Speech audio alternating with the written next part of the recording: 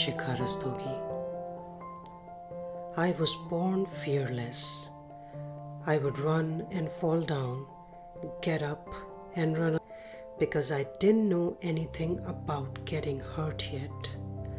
I was born fearless. I would look at strangers and would want to strike a conversation because I didn't know anything about staying away from people we don't know yet. I was born fearless. I would look at this world with all my heart and love unconditionally because I didn't know a thing about loving with conditions yet. I was born fearless. But then I grew up and I learned to fear everything that I knew never to fear. I was taught to fear, taught in fear, so much so that I learned to love through fear, afraid that I left alone and will live a lonely life. Have you ever spent a few moments looking into the eyes of babies and marveled at their absolute perfection and purity? And have you also spent a few moments wondering, where does that perfection go when these same babies go through the process of growing up? How does a human being go from being perfect, full of life, to being fearful of living? A common belief in our society is that life gives us a lot of problems, a lot of situations, and all these problems and situations are responsible for creating fear in our minds. Some of those situations could be the loss of a job, health, finances, relationships. And yes, this last 1 year has literally brought so many of us face to face with either one or more of these situations. Yet, so with jobs, with health, with finances, and in relationships.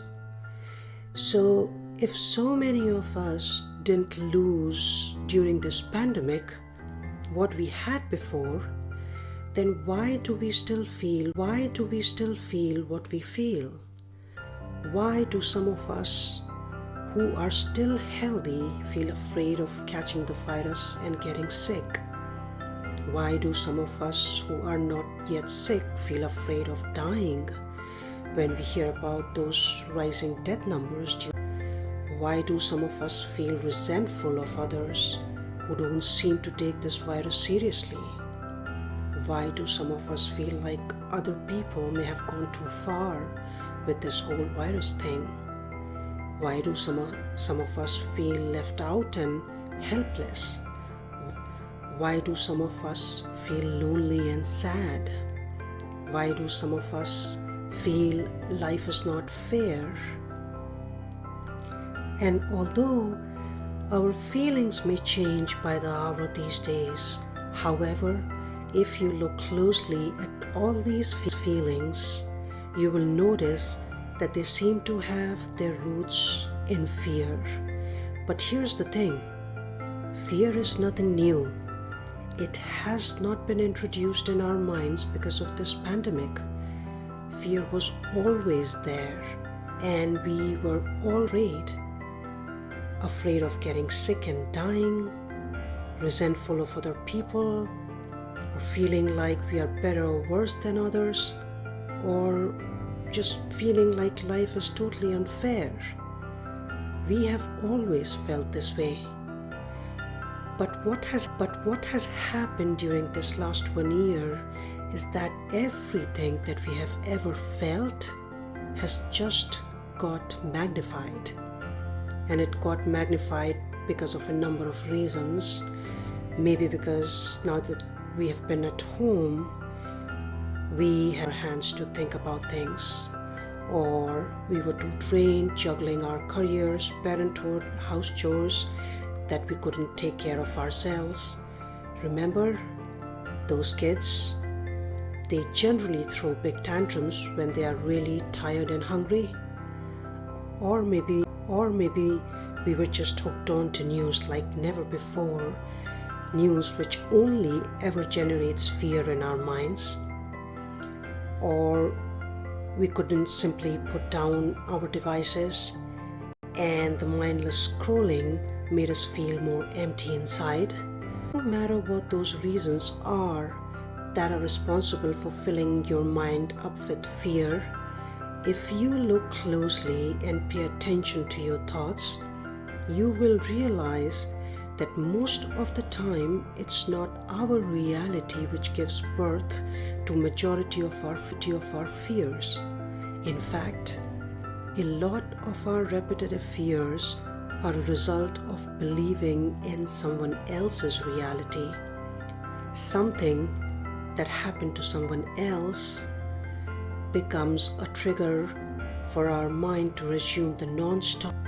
And if you are living on autopilot mode, which is how most of us live our lives these days, in just a matter of few minutes, you may find yourself in panic mode.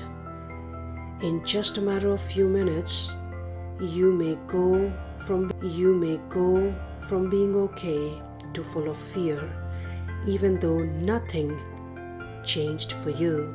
You still have your job, your finances, your health, yet here you are, sitting in your home, anxiety-stricken. So if you're someone who experiences fear often, one of the most important things that you could start doing is recognizing your fears, the ones that make you the most afraid.